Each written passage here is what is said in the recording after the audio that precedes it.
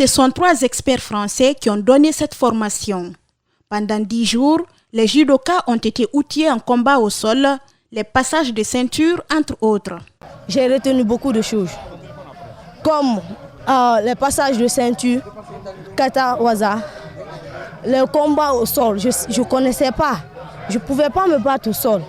J'étais fort seulement combat debout. Mais le stage là m'a appris à savoir plus.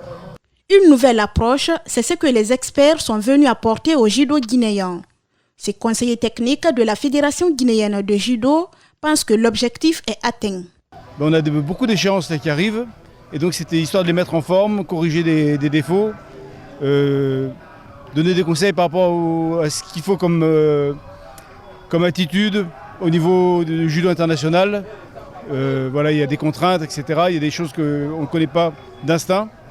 C'est le secrétaire général du ministère des Sports qui a représenté son ministre à la clôture de ce stage.